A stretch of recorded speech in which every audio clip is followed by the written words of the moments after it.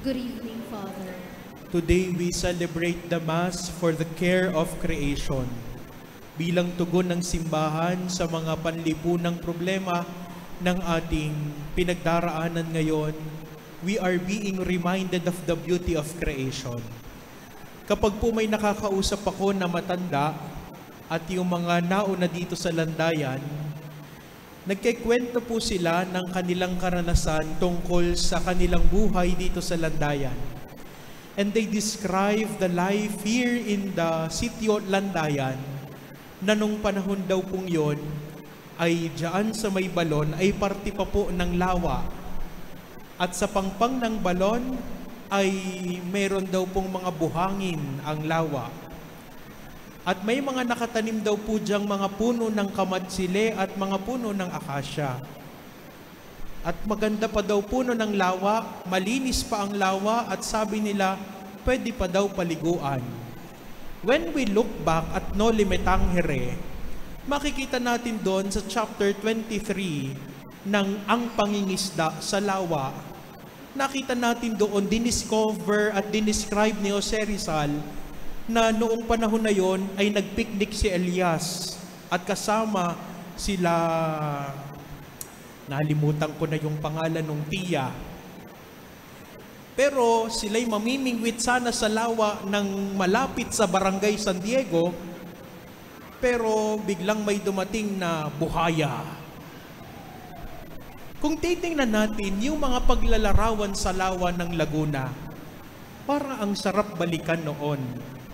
Parang nakakainggit. Pero hindi lamang ito tungkol sa kasaysayan ng lawa ng Laguna. Sa kasaysayan ng landayan, ang baybayin ng lawa ay naging saksi din ng pananampalataya natin. Sa tabing lawa ng lumang landayan o Sitio Landaian, natagpuan ang mapaghimalang larawan at imahen ni Lolo Uweng. At dito din sa tabi ng lawa ng Laguna, nag-umpisa ang ating debosyon na nagpatuloy, nagbigay ng lakas at pag-asa hanggang sa ngayon. Noon, ang lawa ay buhay, biyaya at tanda ng presensya ng Diyos. Pero ngayon, ayon sa pag-aaral ng Universidad ng Pilipinas, ang lawa at ang Laguna de Bay ay para daw pinakamalaking septic tank sa buong mundo. Puno ng basura, polusyon, kemikal, ang lawa na minsang sumasalamin sa ganda ng Diyos ay ngayon sumasalamin na sa ating kapabayaan. Dahil sa pag-aabuso ng tao. Mga minamahal na mga kapatid, the first question is, how do we realize God in creation? Papaano natin makikita ang Diyos sa kagandahan ng kalikasan? In our first reading from the Book of Wisdom, we have heard, through the grandeur and beauty of the creatures, their author is by analogy perceived. Kung titigil lang tayo at pagmamasdan ang kalikasan, makikita natin ang Diyos. Ang bawat puno, isda, bundok at lawa ay parang larawan ng kanyang reality ng kagandahan.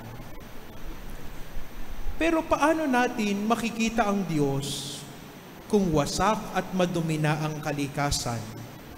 Kapag hindi na natin nakikita ang ganda ng paligid, baka dahil ito'y nasira na, hindi lamang ng panahon, kundi dahil ng ating sariling kapabayaan at kagagawan. Kaya nga mga minamahal na mga kapatid, tingnan natin sa ating buhay. What are the storms that caused by abuse and misuse of creation? Ano nga ba yung mga bagyo na nakita natin sa ating ebanghelyo na patuloy na tumatama sa bangka ng ating buhay? Number one storm is the storm of corruption. Ang bagyo ng kasakiman at korupsyon. Kapag inuna ang kita kaysa kapakanan ng kalikasan, ang mga mahihirap ay magdurusa, masisira ang mundo. Isa sa pinakamalaking problema na kinahaharap ng ating simbahang lokal ngayon sa Laguna ay yung pagtutol natin sa itinatayong dam sa bulubundukin ng Sierra Madre na sakop ng Paki, Laguna.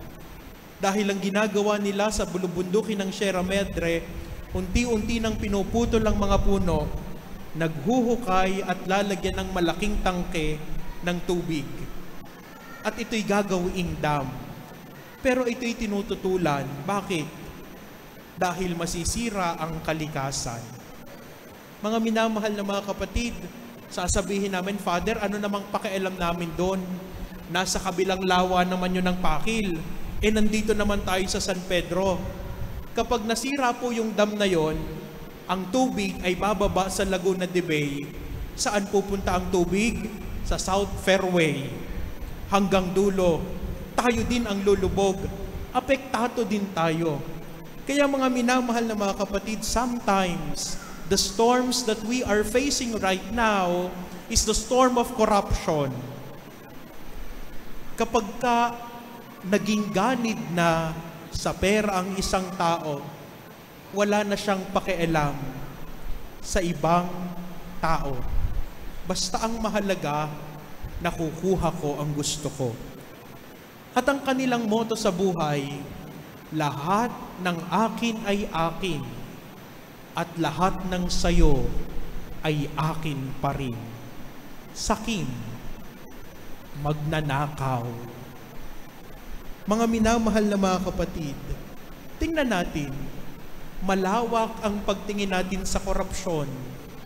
Pero ang korupsyon pwede ding mag-umpisa saan? Sa loob ng ating tahanan.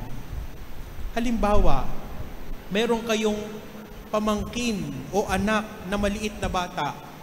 At sasabihin nyo dun sa anak nyo, bumili ka nga ng suka.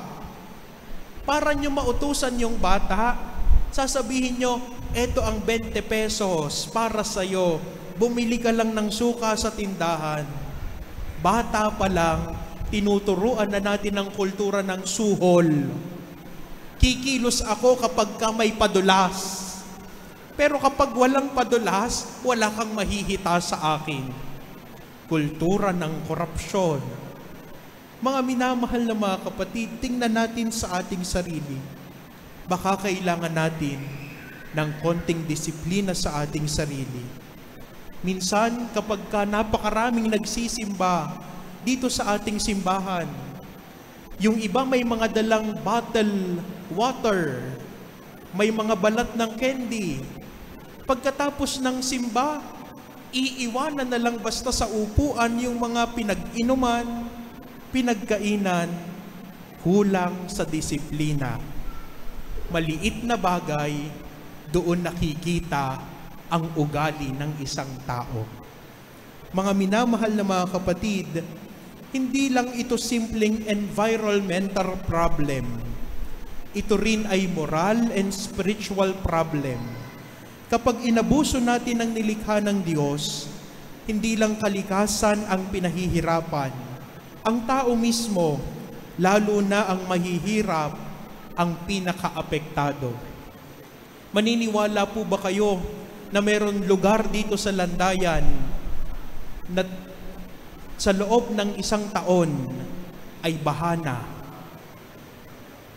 Kapag pumunta ho kayo sa dulo, sa Fairway, sa Phase 1, hanggang dun sa dulo ng Lolo Oweng Village, ang tubig hindi na po umaalis. At ang tubig hindi lamang basta tubig, burak na, kulay itim na. Bakit? Kasi merong mga mapansamantala. Natakluban na ang ilog at wala nang pag-agusan ng tubig. Mga minamahal na mga kapatid, tingnan natin sa ating sarili.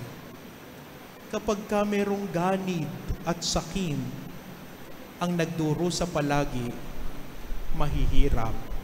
Paborito ko po yung interview kay Cara David. At sabi kay Cara David, Bakit ba maraming mahirap sa mundo? Meron daw pong tinuro yung kanyang nanay na kanta nung siya'y bata pa. Kung merong 10 tao at 10 pera, kung lahat ng 10 tao ay bibigyan ng tigi-tigisang pera, walang mahirap. Pero kung papaano ang 10 taong ito, yung 3 kumuha at kinuha ang 10 pera, ano nang matitira sa 7? Wala na. Sakim. At mga minamahal na mga kapatid, papaano natin ito mareremedyohan? Makikita natin dito, the only remedy is conversion. Pagbabago ng puso. Sabi ni San Pablo sa 2nd pagbasa, all things were created through Him and for Him, and in Him all things hold together. Si Kristo ang sentro ng lahat. Siya ang nagbubuklod ng tao, ng kalikasan at lahat ng nilikha. Kaya kung gusto nating ayusin ang ugnayan, aayusin natin ang ugnayan natin kay Kristo. Ito ang tinatawag ni Pope Francis na ecological conversion. Pero nagsisimula ito saan? Sa personal conversion. Kung disiplinado tayo sa mga simpleng bagay, mapagkakatiwalaan tayo sa malalaking bagay. Sa pagtitipid ng tubig, sa pagtatapon ng tama ng basura. Kung meron tayong maliit na balat ng candy o chichirya, pwede bang ibulsa muna natin? At kapag nakakita tayo ng basurahan, saka natin itapon? In simple way, we can show our faithfulness and discipline to our God. Kaya nga, mga minamahal na mga kapatid, kapag inabuso natin ang ating kalikasan ngayon, hindi natin pinangalagaan, baka wala nang abutan ang susunod na henerasyon. Tingnan natin sa ating sarili. Parang kapag nagkikwento yung mga matatanda sa akin ng kanilang karanasan noon, parang ang sarap sumakay sa time capsule at balikan kung ano yung mga nakita nila noon, anong naranasan nila noon. Baka hindi na ito maranasan ng mga susunod na henerasyon. Ang Laguna de Bay na minsang salamin ng kagandahan ng Diyos ay maaari pang bumalik sa dati kung gagawin natin ang ating bahagi bilang kanyang mga katiwala. Father, wala naman akong magagawa. Meron tayong magagawa in our own simple way. Kung gusto nating magkaroon ng pagbabago sa lipunan, umpisahan natin sa sarili nating tahanan.